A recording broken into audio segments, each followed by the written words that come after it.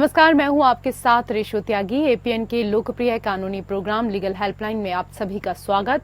APN के इस कार्यक्रम में हमारे कानूनी विशेषज्ञ रोजमर्रा की जिंदगी की समस्याओं से जुड़े कानूनी मसलों पर आपकी शंकाओं का समाधान करते हैं। आप फोन करके विशेषज्ञ से कानूनी राय भी ले सकते हैं। आज हम आपको आपराधिक कानून में हुए बदलाव की जानकारी देंगे। 3 आपराधिक कानून, भारतीय न्याय संहिता, भारतीय नागरिक सुरक्षा संहिता और भारतीय साक्ष्य संहिता 1 जुलाई से देश में लागू हो गए हैं।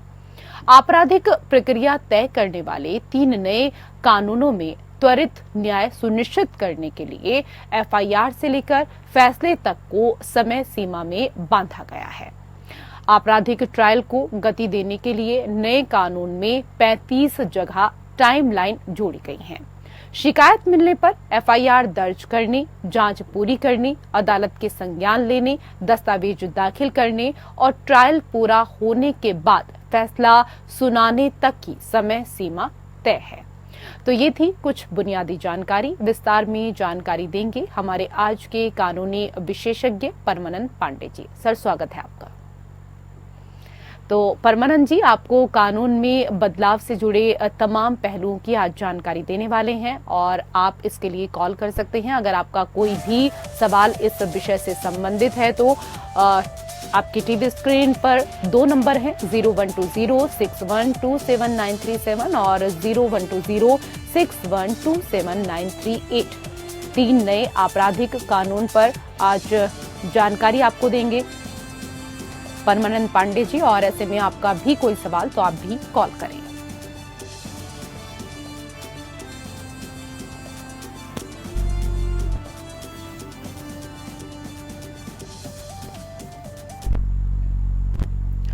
सर, सबसे पहले तो हमारे तमाम दर्शकों को ये बताएं, राजद्रोह कानून को खत्म किया गया है।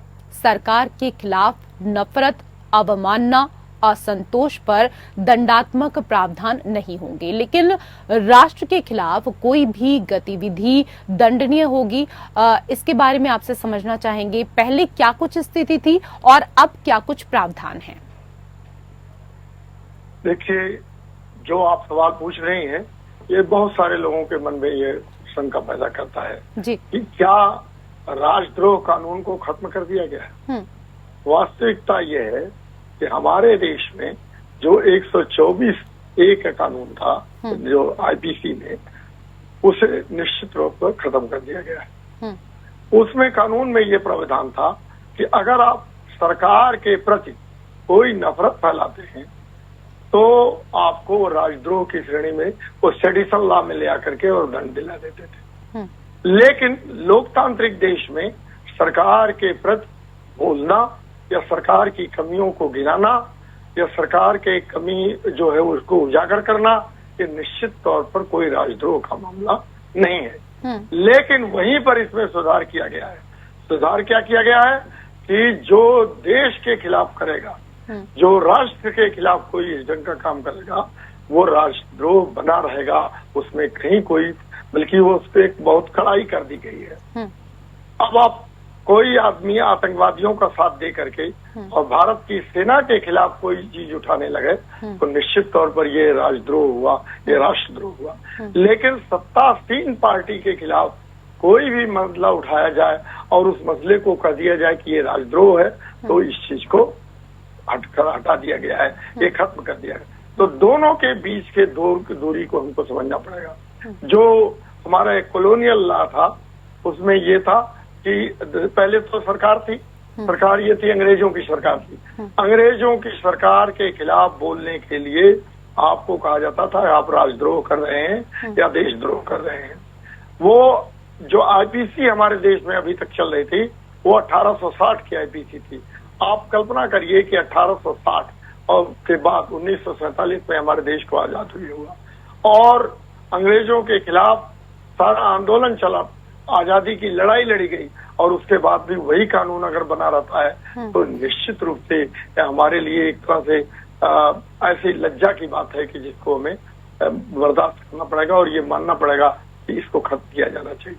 इसी नाते हम कहते हैं कि ये कानून देर से आया है लेकिन ठीक कानून है, और इसमें ये एक चीज साफ रखी गई है कि सरकार के खिलाफ उठाई गई आवाज ये कतई राजद्रोह के अंतर्गत नहीं आती है, लेकिन देश के खिलाफ अगर कोई किसी तरह की आवाज उठाता है, देश के खिलाफ कोई भड़काता है, तो ये राजद्रोह और राष्ट्रद्रोह की धारा को रखा गया है।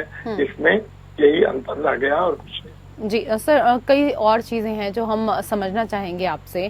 भारतीय न्याय संहिता में पहली बार आतंकवाद को परिभाषित किया गया है और इसे दंडनीय अपराध बनाया गया है। इसकी क्या परिभाषा है और इसमें कितनी सजा है? हालांकि इस बारे में भी आपने थोड़ी चर्चा भी की है, लेकिन थोड़ा और विस्तार से इसको समझना चाहेंगे। जी जी जी, आप ठीक कर रहे हैं जी।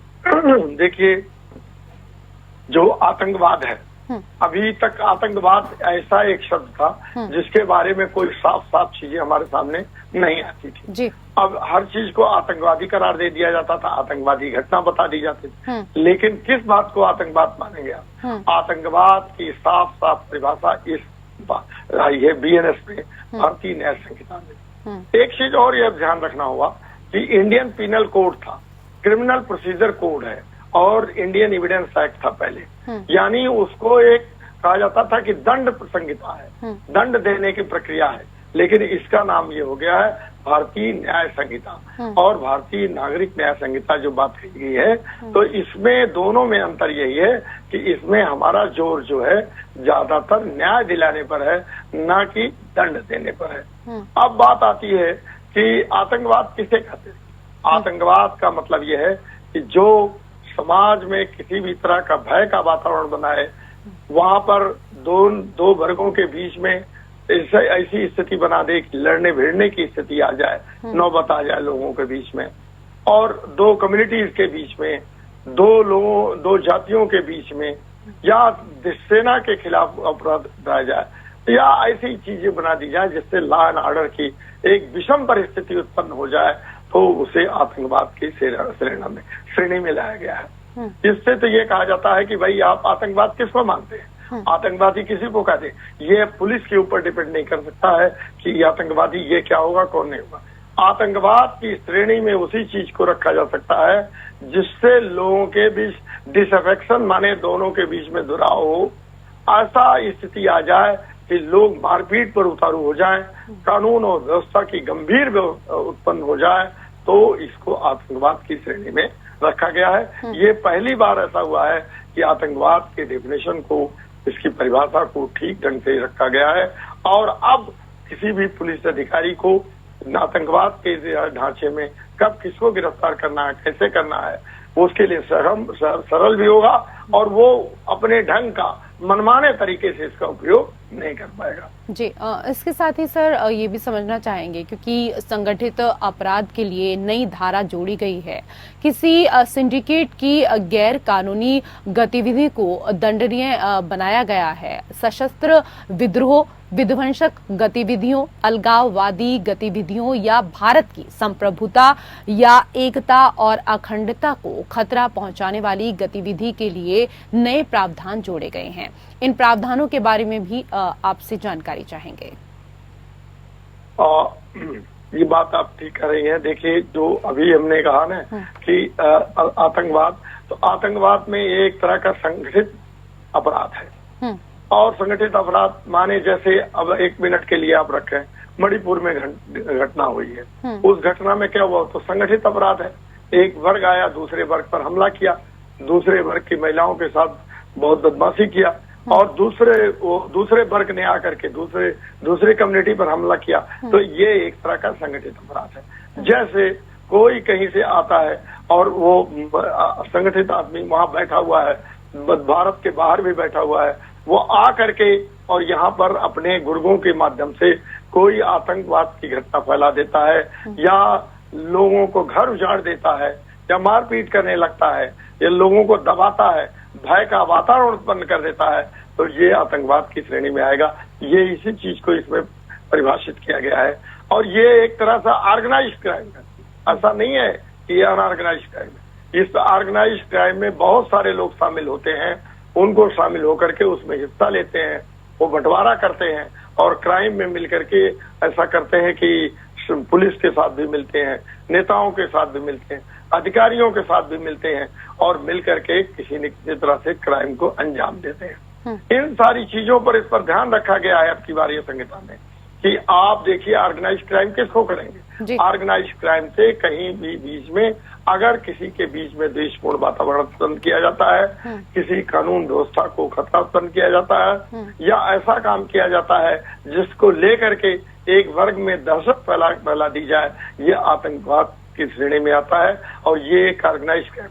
आतंकवाद अपने आप में एक ऑर्गेनाइज क्राइम है, ये एक संगठित अपराध है। कोई भी आतंकवादी आप कहीं भी देखेंगे तो वो कोई आइसोलेशन में काम नहीं करता, एक में नहीं करता, वो लोगों को मिलाता है और मिला करके उसके साथ हथियार करता है। ये अभी आपने एक बात कही कि आर्म म्यूटिनी होती है, जैसे सशस्त्र विद्रोह कराया जाता है, तो आपने देखा होगा कि एक बार ऐसा ही इंडिया में भी हो चुका है कि आजादी के बाद कि वो कुछ लोगों को भड़काया गया और भड़का करके पुलिस में बगावत कर दी गई, सेना में बगावत कर दी गई। तो इन सारी चीजों के कारण एक तरह का आतंकवाद को बढ़ावा मिलता है और इस चीज को इस कानून में ध्यान रखा गया है कि ऑर्गेनाइज क्राइम को कैसे रोका जाए, संगठित अपराध को कैसे रोका जाए और किस तरह से आतंकवाद और जो संगठित अपराध है इस पर काबू पाया जाए, इसी चीज को इसमें ध्यान में रखा गया है। जी सर, ये तो यहाँ पर बात हुई आतंकवाद को लेकर, लेकिन गैंगरेप के लिए भी सजा सख्त की गई है। अगर पीड़िता नाबालिग है तो सजा क्यों होगी? और इसके साथ ही सर ये भी बताएं कि मॉब लिंचिंग को दंडनीय अपराध बनाया गया है। इन सभी के प्रावधानों के बारे में भी आपसे समझना चाहेंगे। देखिए, गैंगरेप जो एक स्थिति है ये तो अपराध बहुत दिनों से माना जाता रहा है और है भी, और निश्चित तौर पर अब ये गैंगरेप के बारे में नई न्याय संहिता के रखा गया है। इस चीज को भी ध्यान में रखने की बात है कि गैंगरेप माने एक व्यक्ति का नहीं होता। गैंगरेप कई बार जैसे हम लोग कई बार जब पढ़ते थे तो हम लोगों की एक टीचर थी, वो बोलती थी कि ये जो गैंगरेप है ये मानसिकता काम करती है इसमें इस मानसिकता को खत्म करने के लिए, जैसे हमारे यहाँ किसी को आया, कोई आदमी आया और मेरे परिवार को सबक सिखाना चाहता है तो मेरे परिवार की महिलाओं के साथ ऐसा दुर्व्यवहार करेगा कि हमारे लिए वो जीना दूभर हो जाएगा हमारी स्थिति। तो ये कहते हैं उसको गैंगरेप। गैंगरेप एक बदले की भावना से, ये एक ऐसा अपराध है जिसको अपराध को आप मान लीजिए अक्षम्य तो है ही, नारी के प्रति तो अक्षम्य अपराध है ही, उस पूरे परिवार को उस समाज के साथ ये अक्षम्य अपराध किया जाता है। जो करने वाला होता है उसको वो दंडित किया जाना चाहिए। ये नई संहिता में इस चीज का ध्यान रखा गया है कि गैंगरेप किसी ने किया है। गैंगरेप अब देखिए जाते हैं, एक महिला है किसी तरह से वो भागते भागते अगर कहीं जाती है, 4 लोग 5 लोग 6 लोग उसको पकड़ लेते हैं, एक उसके साथ दुर्व्यवहार करते हैं, दुराचार करते हैं, तो आप समझिए कितना बड़ा जुल्म होता होगा उसके प्रति। उसकी कल्पना नहीं की जा सकती, कोई आम आदमी इसकी कल्पना नहीं कर सकता है।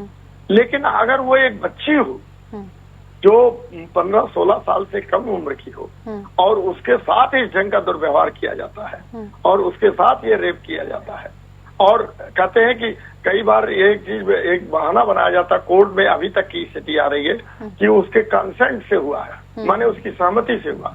एक चीज बताइए, 15 साल की 16 साल की लड़की के कनपटी पर अगर पिस्तौल रख दिया जाए और उससे कह दिया जाए कि तुम अपनी सहमति दो इस चीज के लिए, तो वो डर के मारे, भय के नाते, जान गंवाने के डर से वो सहमति तो दे देगी। तो क्या ये सहमति हुई?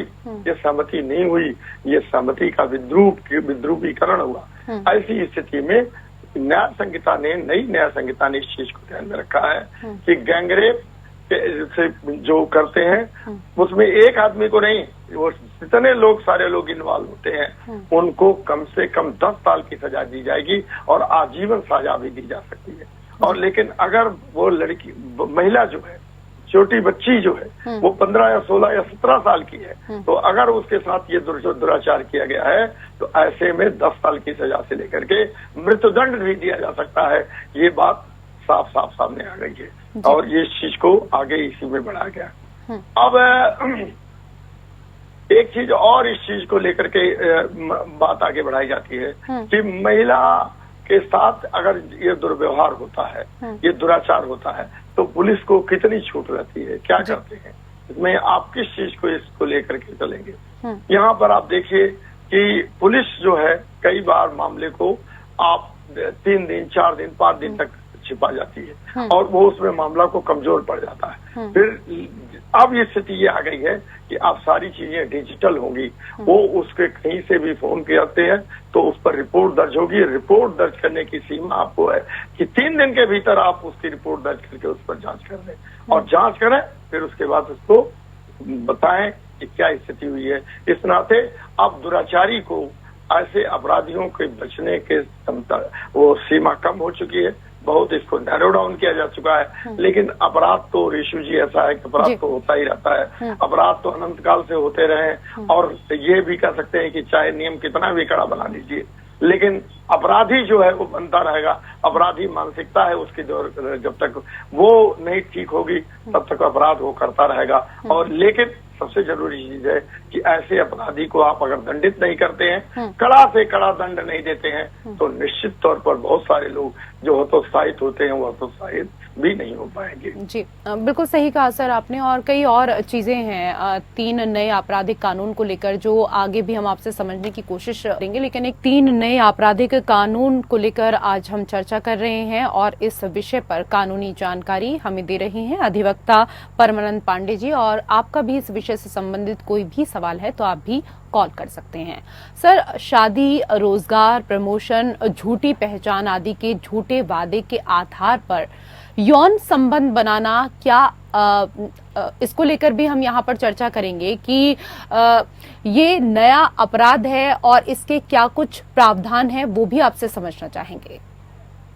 देखिए रेशु जी, ये कोई नई बात नहीं है, ये वर्षों से ये चले जा रहे हैं कि झूठे आश्वासन लेकर के आप देखते होंगे आए दिन कई बहुत सारे लोग लिव इन रिलेशनशिप में रहते हैं। अब उसमें क्या है कि किसी लड़की को झूठे, सामान्य तौर पर एक चीज बता दूं, ये झूठे आश्वासन देकर विवाह करने का और यौन अपराध करने का घटनाएं जो होती हैं, ये स्त्रियों के द्वारा नहीं होती है बल्कि पुरुषों के द्वारा ही होती है। मैंने आप एक आध को ये ढंग का अपवाद निकल गया हो, लेकिन ऐसा होता नहीं है, क्योंकि ऐसा होता है केवल पुरुषों के द्वारा। वो झूठे आश्वासन देते हैं, महिला के बारे में नई नई चीजें बताते हैं कि देखिए मैं इतने बड़े अधिकारी के पद पर हूँ, या मेरी इतनी आमदनी है, लाखों की आमदनी है महीने में, और वो सब चीजें उसको झांसा दे करके वो ले आते हैं।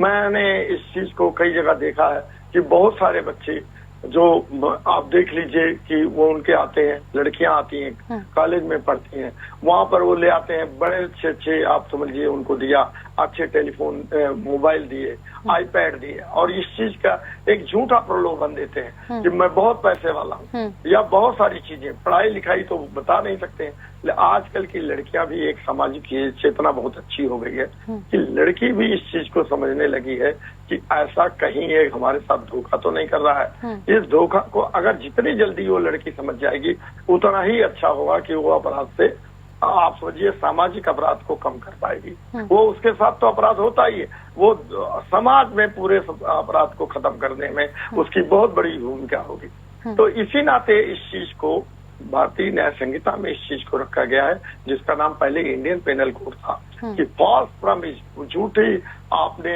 हमारे सामने वादे कर दिए हैं कि हम इतना काम करेंगे और तुम्हारे साथ शादी कर लेंगे, और ये चीजें के बाद बहुत दिखावा करके और ऐसी चीजें करना जिसको लेकर के लोग मानते होंगे कि अरे यार क्या कितना बड़ा लफाज आदमी है, बाद में वो निकलता है और उसके खिलाफ तब तक वो होता है कि उसके साथ यौन संबंध बना चुके होते हैं। ऐसे यौन संबंध बना चुके होते हैं कि कई बार लड़कियां गर्भवती हो जाती हैं और उनके सामने कोई विकल्प नहीं होता है। कोर्ट में आए दिन ऐसी घटनाएं आती रहती हैं।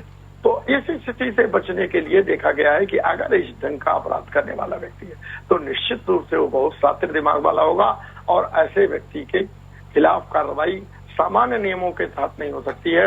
इसी नाते भारतीय न्याय संहिता में इस चीज को ध्यान में रखा गया है कि इसके खिलाफ कार्रवाई होनी चाहिए, कठोर दंड मिलना चाहिए और ऐसे व्यक्ति को कम से कम 7 साल का सजा का प्रावधान रखा गया है, कम से कम 7 साल का प्रावधान रखा गया है और आगे और आजन्म सजा, आजन्म कारागार की भी सजा की बात कही गई है।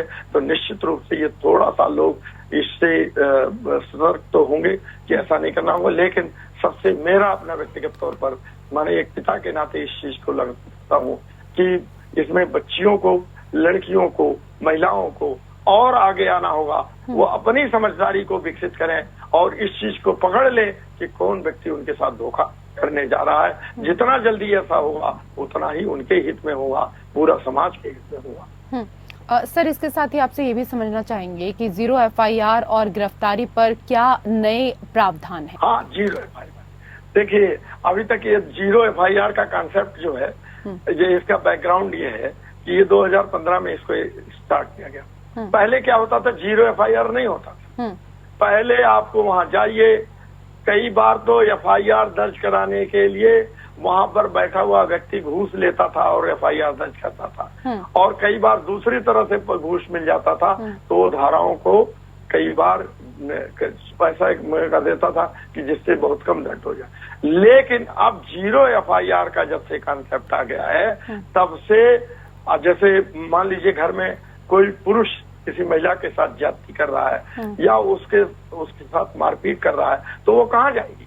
वो तो यही करेगी नहीं, टेलीफोन को उठा करके, और टेलीफोन उठा करके उसने एक FIR दर्ज करा दिया, वो 0 FIR हुआ और उस पर पुलिस जांच करेगी और उस मामले पर जांच होने पर यह पता चलता है कि जो इसने कंप्लेंट किया है, लेडी ने जो इसने बताया है वो उस बात में सच्चाई है, तो निश्चित रूप से पुलिस उस पर एक FIR दर्ज करेगी और उसको 3 महीने के भीतर रिपोर्ट दायर करेगी कोर्ट में, और कोर्ट उस पर एक संज्ञान लेगा। और संज्ञान लेने के बाद अब नई स्थिति आ गई है कि अब तो आप बहुत समय तक नहीं बढ़ा सकते, आप ज्यादा से ज्यादा 90 दिन के भीतर आप उस पर अपना रिपोर्ट पेश कर देंगे, और 90 दिन के मिलने के बाद 60 दिन के भीतर कोर्ट उस पर एक तरह से चार्जेस फ्रेम कर देगा।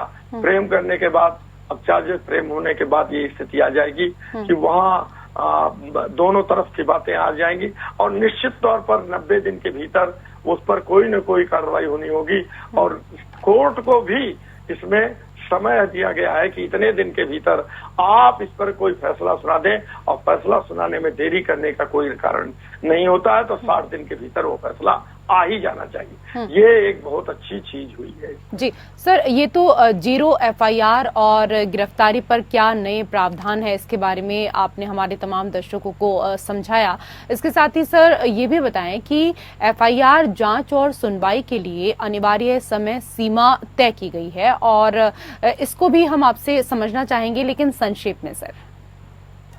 देखिए, ये बहुत संक्षेप में मैं बता रहा हूँ कि 0 FIR हो गई, तो FIR होने के बाद अब क्या करेंगे, गिरफ्तारी तो होनी ही है, और उसमें पुलिस उसकी जांच करेगी, इनिशियल जांच करेगी, गिरफ्तारी करेगी, और पुलिस को 90 दिन का समय होता है। पहले होता कि वो जाते थे, वो जुडिशियल कस्टडी मांगते थे या पुलिस रिमांड मांगते थे, पुलिस पर रिमांड मिलती थी 15 दिन पर, फिर उसको जुडिशियल कस्टडी में भेज दिया जाता था। अब ये स्थिति आ गई है कि 90 दिन के भीतर आपको पूरा चार्जेस फ्रेम करके दे देने हैं, पूरा उसके प्रति आपको रिपोर्ट दे देना है, और फिर कोर्ट 60 दिन के भीतर उस पर चार्जेस फ्रेम कर देगा, और फ्रेम करने के बाद 90 दिन में उसको आपको कोई फैसला देना होगा, और ज्यादा से ज्यादा 60 दिन का समय और ले सकते हैं आप इस पर कोई निर्णय देंगे। तो इसी नाते ये हो गया कि समय सीमा की बचत है, वरना एक बार कई बार होता था कि मुकदमे दर्ज हुए, उस पर उसको बेल मिल गई तो कहते हैं हमारा आधा केस हम जीत गए, और वो सालों साल चलता रहता था मुकदमा,